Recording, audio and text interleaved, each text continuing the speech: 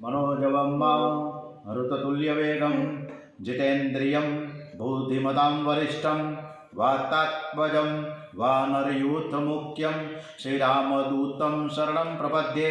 श्रीरामचन्द्रकृपालुभजमन हरण भवभयदारुणं नवकंजलोचन कंजमुखकर कंजपदकंजारूढ़ं। श्री रामचंद्र भगवान की जय। श्री गायत्री माताए नमो नमः। ओम श्री सोमनाथ महादेव की जय। ओम श्री द्वारिकाधीश की जय। कृष्ण कन्हैयालाल की जय। डोंगरे जी महाराज की जय। श्री सुखदेव जी महाराज की जय। ओम श्री भारत माता की जय। वंदे वेद मातरम। ओम नमो भगवते वासुदेवाय। ओम श्री भागवत भगवान जी महाराज की जय। आज 10મી તારીખ છે જાન્યુઆરી અને આજે પણ સાતમ, ગઈકાલે સાતમની વૃદ્ધિ છે એટલે આજે પણ પોષ વદ સાતમ સરસ મજાનો આજે શનિવાર હનુમાનજીનો વાર છે। હનુમાનજી મહારાજના ચરણોમાં વંદન। આજની કથા આપણે શ્રી કૃષ્ણ પરમાત્માને સરસ રીતે સંભળાવીએ છીએ। ગોવર્ધન નાથ की જયકાર સાથે આપણે ગોવર્ધન લીલા તરફ આગળ વધીએ। ઓમ નમો ભગવતે વાસુદેવાય। श्री कृष्ण कन्हैयालाल की जय। ओम नमः शिवाय। ओम नमः शिवाय। कन्हैयाए एक લીલા કરી છે। ગોવર્ધન લીલા અત્યારે ચાલુ છે। બધા જ ગોવર્ધનનાથજીને ત્યાં આવ્યા છે, બધા બાળ ગોપાલ સાથે। નંદ બાબાને પણ સમજાવીને કે આપણે ઇન્દ્રની પૂજા નથી કરવી, આજે ગોવર્ધનનાથજીની આપણે સરસ મજાની પૂજા કરીએ। ત્યારે બાળકો બધા કન્યાને કહેવા લાગ્યા છે કે લાલા, તારા ઠાકોરજી તારી સાથે કોઈ વાત કરે છે કે નથી કરતા? કને કે હા, મારા ઠાકોરજી જે પ્રેમથી સેવા પૂજા કરે તે બધાની સાથે વાતો કરે છે। એ કોઈ વખત બોલે પણ છે, દરરોજ બોલતા નથી, કોઈ વખત બોલે। નંદ બાબા ગોવર્ધનનાથને તિલક કરવા માટે ચંદનનો કટોરો લઈ આવ્યા। ત્યારે કાનુડાએ કહ્યું કે બાબા, આ શિયાળાનો દિવસ છે, તમે બધા ચંદનની અર્ચા કરો તો મારા ઠાકોરજીને શરદી થઈ જશે। મારા પ્રભુ બહુ કોમળ છે। આ કારતક સુદ એકમની વાત આવે છે। કારતક સુદ એકમમાં ઠંડીની મોસમ હોય, દિવાળી પછી ગરમીમાં ચંદનની અર્ચા કરો તો ઠાકોરજીને ઠંડક લાગે। બાળકો બધા જ કહેવાય કે કાનુડા, તો કંકુનો મેં તિલક કરીએ। કહ્યું કે કંકુનું તિલક ચાલે, પણ તમે બધા જ કંકુનું તિલક કરો ને નાકમાં કંકુ જાય તો મારા ઠાકોરજીને છીંક આવી જાય। નંદ બાબા, કન્યા તું કોને સમજાવશ? તારા ઠાકોરજીને છીંક આવે? અમે તો એમ માનીએ છીએ કે આ એક મોટો બધો પહાડ છે। કહ્યું કે બાબા, તમે ભલે આજે બોલ્યા, પણ હવે પછી આવું કંઈ બોલતા જ નહીં। આપણે બધા થોડા પહાડની પૂજા કરવા આવ્યા છીએ। પૂજા જળની થતી નથી, ચેતનની થાય। બાબા, પહાડ જેવું છે સ્વરૂપ છે ને, એ ઠાકોરજીનું ભૌતિક સ્વરૂપ છે। આધ્યાત્મિક સ્વરૂપે ઠાકોરજી સર્વમાં બિરાજેલા છે। મારા ઠાકોરજીનું આધિદૈવિક સ્વરૂપ 4 હાથવાળું છે, તો કોક વાર પ્રગટ થાય। આપણે કાંઈ પહાડની પૂજા કરવા તો આવ્યા નથી। આ તો સાક્ષાત પરમાત્મા છે, ગોવર્ધનનાથજી છે। મારા ઠાકોરજીના નાકમાંથી શ્વાસ નીકળે છે, તમારે પરીક્ષા કરવી છે તો ખાતરી કરી લો। કન્યાએ લીલા કરી એક સ્વરૂપ નંદ બાબા પાસે રાખ્યું છે, બીજા સ્વરૂપે ગિરિરાજમાં પ્રવેશ કર્યો। નંદ બાબાએ નાક ઉપર આંગળી મૂકી, ગિરિરાજ શ્વાસ લેતા જણાયા। નંદ બાબા કે કન્યા, તે તો અમને જાગતી જ્યોત બતાવી છે, અમને દર્શન કરાવી દીધા। એ તો પ્રત્યક્ષ પરમાત્મા છે। બધા જ વ્રતવાસીઓ વિચાર કે કન્યાના હાથે તિલક કરાવો। કન્યાએ જ ગોવર્ધનનાથજીના દર્શન કરાવ્યા છે। કન્યાઓ કે ગોવર્ધનનાથને દહીંનું તિલક કરો, એટલે નાકમાં કે મોઢામાં રેલો જાય તો વાંધો નહીં। આ પ્રમાણે દહીંનું તિલક કરવામાં આવ્યું છે। વ્રજવાસીઓ શંખનાદ અને ઘંટનાદ કરે છે અને બોલીએ શ્રી ગોવર્ધનનાથ કી જય।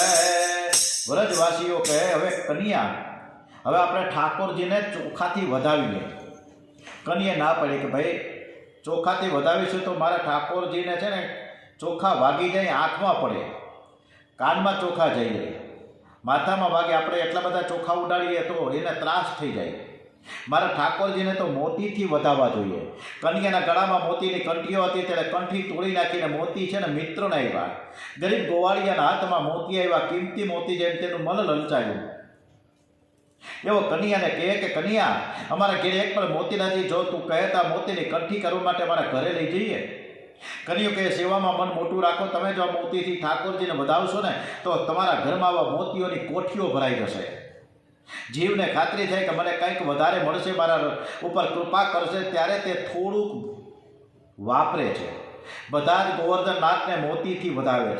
ફરીથી આપણે બધા જ બોલીએ શ્રી ગોવર્ધનનાથ કી જય, કૃષ્ણ કરિયાલાલ કી જય, દ્વારિકાધીશ કી જય, રણછોડરાયજી મહારાજ કી જય. પછી બધા જ ગોપાળ બાળકો, નંદ બાબા, ગામના લોકો બધા કહે, કની હવે શું કરવાનું છે? કન્યો કે મારા ઠાકોરજીને હવે ભૂખ લાગી છે, માટે બધા જ સામગ્રી લાવો. આપણા ગામથી જાહેરાત કરી દીધી છે, ઘરે ઘરેથી તમારે સામગ્રી લઈને આવવાની છે, બધા જ સામગ્રી લઈને આવી જાઓ. બધાએ પૂછવા માંડ્યા કે કન્યા, તારા ગોવર્ધનનાથને ભૂખ લાગે છે? એ સાથે સાથ જમશે? કન્યો કે હા, મારો નાથ છે તો જીવતી જાગતી જ્યોત છે, તે પ્રત્યક્ષ આરોપ છે. કન્યો હાથ જોડીને ગોવર્ધનનાથજીને પ્રાર્થના કરે છે, હે ગોવર્ધનનાથ, મને કોણ જમાડી શકે? તમે તો જગતને, તમને કોણ જમાડી શકે? તમે તો જગતને જમાડો છો. અમે વ્રજવાસીઓ બહુ પ્રેમથી પવિત્રતાથી તમારા માટે સુંદર સામગ્રી લાવ્યા છીએ. અમારી ભાવના છે કે તમે આરોપો, અમે દર્શન કરીએ. પ્રત્યક્ષ પ્રગટ થઈને આરોપો. કન્યાએ ગમત કરી એક સ્વરૂપ નંદ બાબા પાસે રાખ્યો છે, બીજા સ્વરૂપે ચતુર્ભુજ સ્વરૂપે ગિરિરાજના શિખર ઉપર ગોવર્ધનનાથ પ્રગટ થયા છે. કન્યો પોતે જ પોતાને પગે લાગી રહ્યો છે. કન્યો કે બાબા, અમારા સાક્ષાત પરમાત્મા છે. હું તમને નહોતો કહેતો કે મારા ઠાકોરજીનું દૈવિક સ્વરૂપ 4 હાથવાળું છે. બધા ઠાકોરજીને વંદન કરીને કહે છે કે હે ગોવર્ધનનાથ, તમે આરોગો. અને ગોવર્ધનનાથજી શિખર ઉપર પ્રગટ થયેલા છે, સામગ્રી તળેટીમાંથી છેક નીચે. એટલે ઠાકોરજીએ શિખર ઉપરથી હાથ લંબાવ્યો, એક છાબડી ઉઠાવીને સામગ્રી માંડ્યા જમવા. ગોવાળો આશ્ચર્યચકિત થઈ ગયા, રાજી થઈ ગયા. એ કાનુડા, એ લાલા, આ તો બધું જ ખાઈ જશે કે હું અમારી પાછળ રાખશે કે કેમ? ગોવર્ધનનાથને ઘણી સામગ્રી આરગતા જોઈ બાળકો આ રીતના ગભરાઈ ગયા. અમારા હાટું કંઈક પ્રસાદ રાખે તો સારું. આ બધા જ એકલા બધું ખાઈ જશે. છાબડી ઉપાડીને માંડ્યા લેવા. એટલે કન્યાઓ બધા જ બાળક ગોપાલને સમજાવે છે કે મારો ઠાકોર બધું જ આરોગ છે, અને જેટલું તે આરોગ છે એટલું જ પ્રસાદ રૂપે પાછું પણ આવશે. આ મારા ઠાકોરજી જે ઘરમાં ભોજન કરે છે, એ ઘરમાં લક્ષ્મીજી અન્નપૂર્ણાજી પધારે છે. તમે બરાબર દર્શન કરો, મારા ગોવર્ધનનાથ પાસે લક્ષ્મીજી પણ આવીને ઊભા છે. તમે જમાડવામાં ઉતાવળ કરો યોગ્ય નથી, શાંતિ રાખો. બાળકોએ કન્યા, તારા ઠાકોર જમે છે ત્યારે આપણે કરવાનું શું? કન્યો કે ચાલો આપણે બધા ગિરિરાજની પરિક્રમા કરીએ. બધા જ વ્રજવાસીઓ શ્રી કૃષ્ણ ગોવિંદ હરે મુરારે,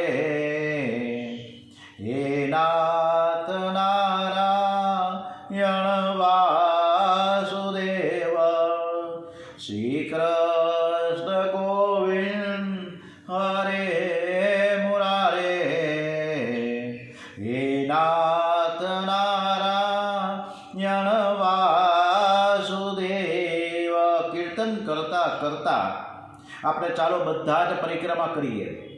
21 કિલોમીટરની ગોવર્ધનનાથજીની પરિક્રમા છે. વૃંદાવનમાં જ્યારે કથા છે, આપણે મે મહિનાના પુરુષોત્તમ મહિનામાં 22/5થી ત્યારે આપણે પણ આ 21 કિલોમીટરની રિક્ષા દ્વારા, એટલે કે બેટરી રિક્ષા દ્વારા પરિક્રમા કરીશું. એમાં ઘણી બધા સ્થળો આવી જશે. એમાં ફરતા આપણે રાજસ્થાનમાં આવી જશું. રાજસ્થાનમાં એક પૂંછડીકા લોઠા છે, જ્યાં મધુમંગલ નામના જે એમનો સખા છે એમનું મંદિર છે. એટલે આપણે વૃંદાવનમાં ખૂબ જ અદ્ભુત સરસ રીતે કથાની સાથે સાથે વ્રજ યાત્રા કરવાના છીએ. અને અત્યારે 225 સંખ્યા થઈ ગઈ, વેઇટિંગ લિસ્ટ ચાલુ છે. બધી જ ગાડી પેક થઈ ગઈ, બધા રૂમ પેક થઈ ગયા. ગોવર્ધનનાથજીની આરતી ઉતારી. ગાડી એટલે ટ્રેનની હજી ટિકિટો નથી લીધી, ટ્રેનની ટિકિટ હજી બાકી છે.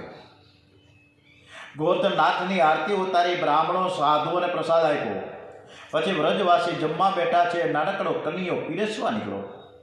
માલિક પીરસવા જાય છે, બધાને સમજાય કે આ પ્રસાદ દેવોને દુર્લભ છે, તમે બધા જ પ્રેમથી પ્રસાદ લેજો, પણ જરાય છાંડશો નહીં. આ પ્રસાદમાં ઠાકોરજીનું અધરામૃત ટપક્યું છે, તેથી તેને ઘણો મીઠો લાગશે. પ્રસાદનું અપમાન કરે તેને પાપ લાગે છે. થાળીમાં પતરાણામાં જરાય છોડવું નહીં. કનૈયાના મિત્રો હસી મજાકમાં કહેવા લાગે, કનૈયા થોડું છાંડું તો શું થાય? કનૈયો કહે, તમે થોડું પણ છાંડશો તો ગોવર્ધનનાથ તમને સપનામાં આવીને લાકડી મારશે. પ્રસાદનું અપમાન તે પ્રભુનું અપમાન છે. કેટલાક ડાયા એવું સમજાય છે કે અમે છાંડીશું તો ભિખારીને ખાવા મળશે. ભિખારીને પણ એવું આપવું નહીં. શાસ્ત્રમાં કહ્યું છે કે જે તમારું એઠું ખાશે તે તમારું થોડું પુણ્ય લઈ જશે, માટે એઠું કોઈને આપવું નહીં. આપણે ઘણા બધા લગ્ન પ્રસંગમાં અત્યાર સુધી ઘણા પ્રસંગમાં આપણે ગયેલા છીએ, જોઈએ છીએ. ત્યાં એઠી થાળીમાં જમી લીધા પછી જે થાળી મૂકવા જઈને ત્યાં સતત તમે 2 કલાક ઊભા રહેજો એટલે ખબર પડશે કેટલી બધી વસ્તુઓ છોડી દઈએ છે માણસ. મીઠાઈથી માંડીને ભજીયા હોય કે રોટલી હોય કે દાળ હોય કે શાક હોય, થોડુંક જમવું છે થોડું અને લે છે આખી થાળી ભરીને કે પાછું ઉઠીને જવું ન પડે.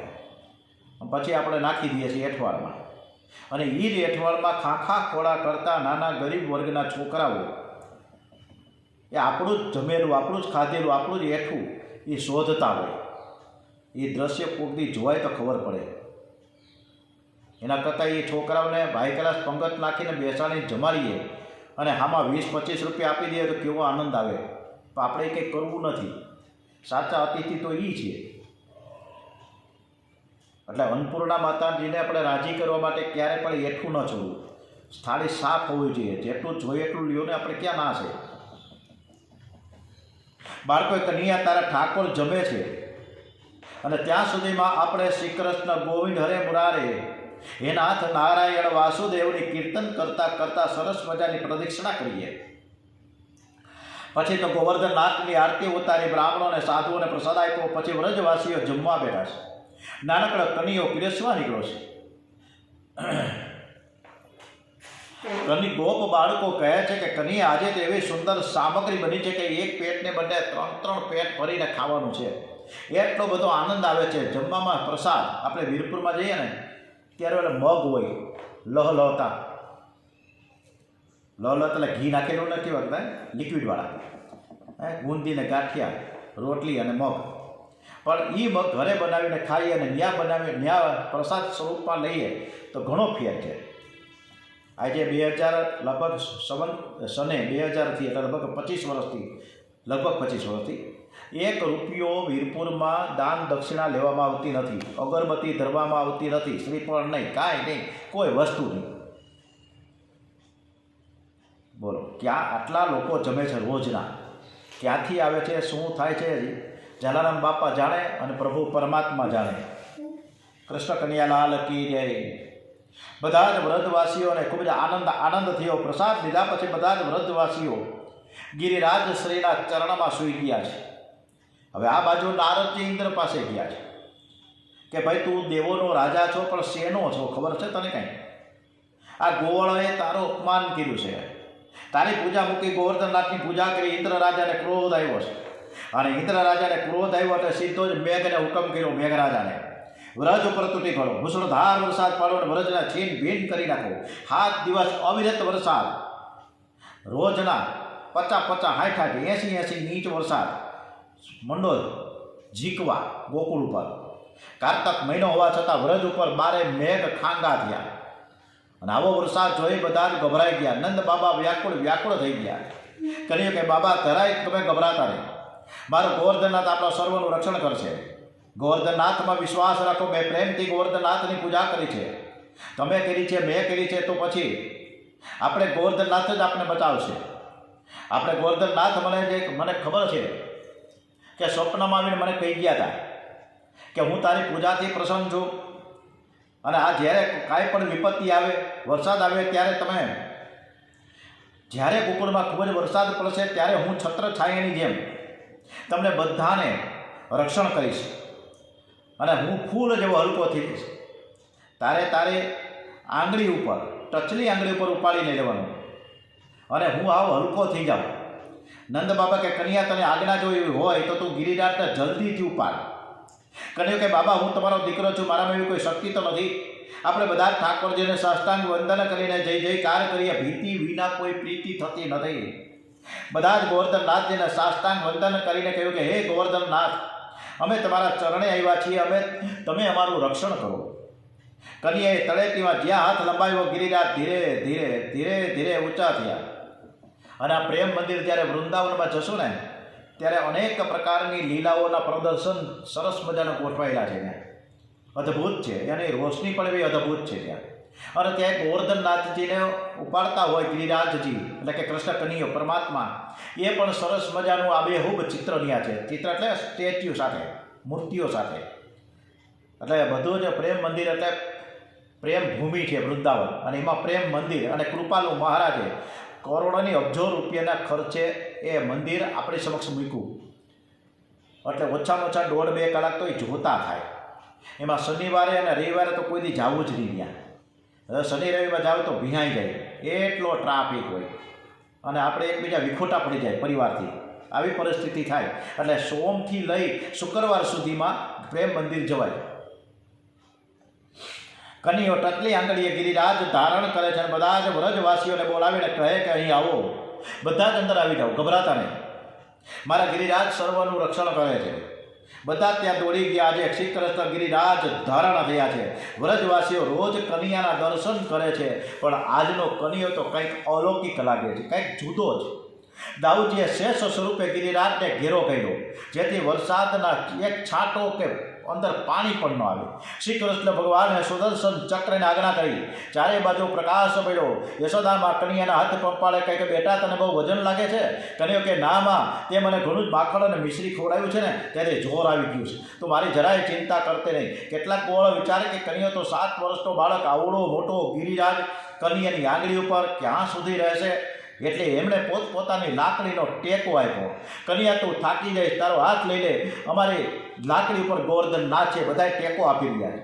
સાથી હાથ બળાના સાથી રે, સાથી હાથ બળાના સાથી રે.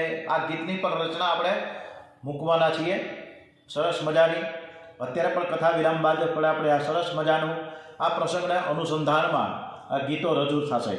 કનૈયો કહે છે કે હે ગોવર્ધનનાથ, તમે અમારું રક્ષણ કરી રહ્યા છો અને આ બધા ટેકો આપી રહ્યા છે. હવે હું ધીમેથી મારો હાથ નીચે કરું છું, તમે જ્યારે હલતા નહીં. અને કાનુડાએ ધીમેથી હાથ નીચે કર્યો. બાલ મિત્રને કહ્યું બરાબર ટાંકી તમારા જે ડાંગ છે લાકડીઓથી ભરાવી રાખજો, જરાય તમે પડવા દેતા નહીં. અને કનૈયાએ હાથ નીચો કર્યો તો હાલક ડોલક મીંડું થવા. ગોવાળો બધા જ બૂમ પાડી કે અરે કાનુડા, આ હમણાં જ પડશે તો આને જલ્દીથી ઉપાડી લે, અમારું કામ નથી આમાં. એટલે પાછા લાલાએ એની આંગળી ઉપર ગિરિરાજ ધારણ કરી જાય. ટેકો લેવો હોય તો ઈશ્વરનો જ લેવો. સપોર્ટ, આ સપોર્ટ કહેવાય છે.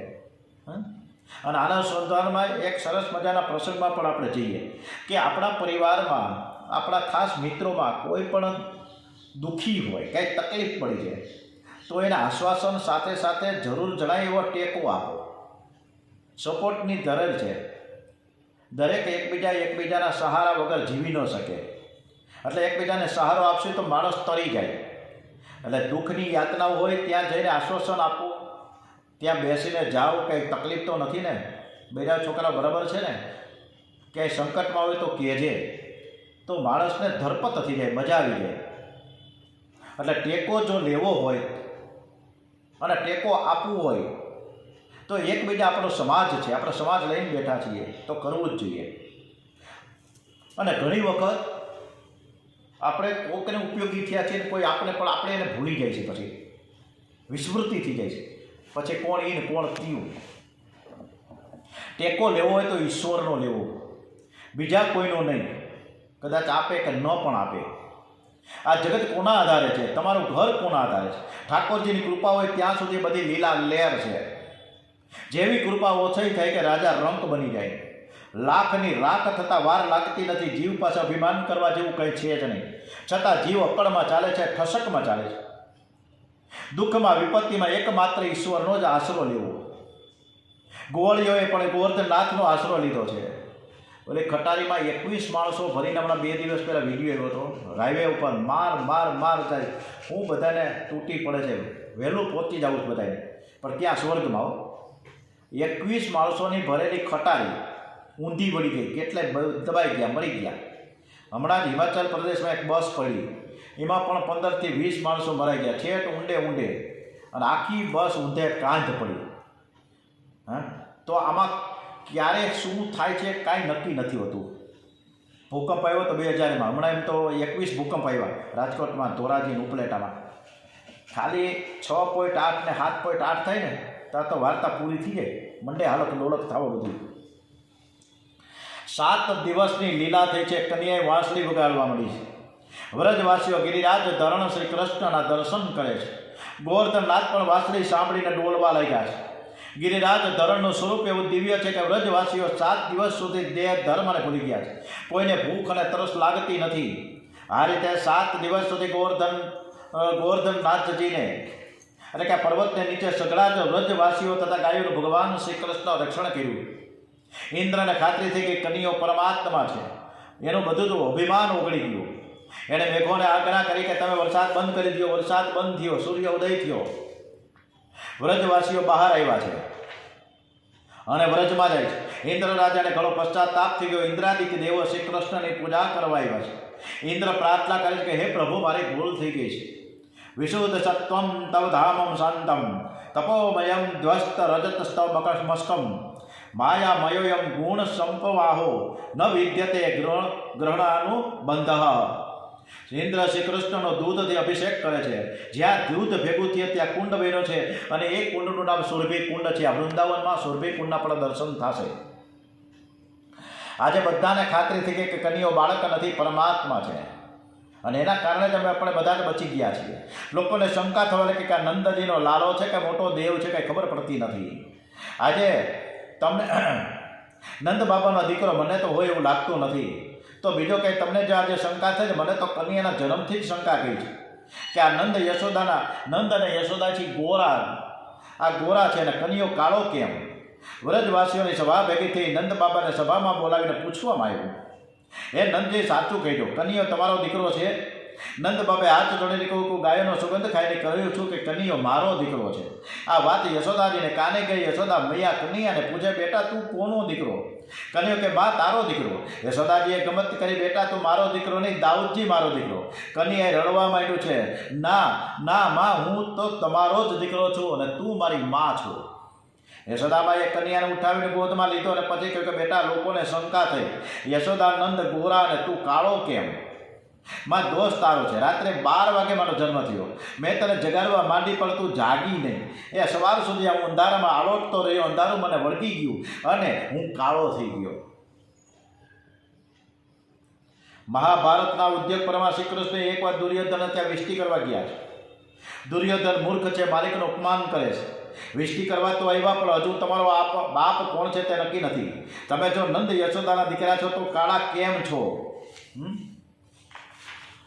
શ્રી કૃષ્ણ કે હું ગોરો હતો, પણ હું તો તારો તો કાળ છું, અને કાળ તો કાળો જ હોય.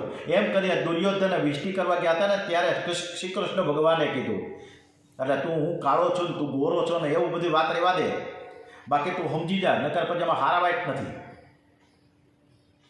ગીતામાં પણ ભગવાને કહ્યું કે અર્જુન, જે મારું અનન્ય પ્રેમથી ભજન કરે છે, સર્વ સમર્પણ કરીને મારી ભક્તિ કરે છે, એને સંસારના ભૌતિક દુઃખોમાંથી છોડાવવાની બધી જ જવાબદારી હું મારા માથે લઈ લઉં છું. એનું યોગ્યક્ષેમ હું વહન કરું છું. ગોવર્ધન લીલા એ શરણાગતિની લીલા છે. સર્વ પ્રયત્નો કર્યા બાદ અંતે ઈશ્વરની કૃપા માંગવી જ પડે છે. ગોવર્ધન લીલામાં અદ્ભુત તત્વ રહેલું છે. તેમાં પૂજ્ય અને પૂજક એટલે શ્રી કૃષ્ણ કાનુડો અને ગોવર્ધનનાથજી પણ કાનુડો, બે કૃષ્ણ એક જ છે. પૂજ્ય અને પૂજક એક બને, સેવક અને સેવ્ય એક બને, અને કહે છે કે શિવો ભૂતવા શિવમ યજેત, શિવ બનીને શિવનું પૂજન કરો. દેવોના દેવ શ્રી કૃષ્ણ છે એમ બતાવવા બ્રહ્મા, ઇન્દ્ર, વરુણ વગેરે બધા દેવોનો પરાભવ થયા છે. બ્રહ્માજીને અભિમાન હતું કે હું જગતને ઉત્પન્ન કરું છું. ભગવાને અનેક સ્વરૂપો ધારણ કરીને પોતે જ પોતાના સ્વરૂપની સાથે રમવા લાગ્યા. બ્રહ્માજીનું અભિમાન દૂર થયું. ઇન્દ્રનું અભિમાન હતું કે હું સ્વર્ગનો રાજા છું, હું જ મોટો. આ અભિમાન ગોવર્ધન લીલામાં દૂર થયું. ઇન્દ્રને વિશ્વાસ થઈ ગયો કે સ્વર્ગની ગાદી ઉપર મને બેસાડનાર શ્રી કૃષ્ણ જ છે. શ્રી કૃષ્ણ અવતાર નથી, પણ પૂર્ણ પુરુષોત્તમ છે. बोलिए श्री कृष्ण कन्हैया लाल की जय। ओम श्री बालकृष्ण लाल की जय। गणपति महाराज की जय। हनुमान जी महाराज की जय। ओम श्री बालकृष्ण लाल की जय। डोंगरे जी महाराज की जय। श्री सोमनाथ महादेव की जय। भारत माता की जय। वंदे वेद मातरम। ओम नमो भगवते वासुदेवाय। ओम नमः पार्वती पते। हर हर हर हर हर महादेव हर।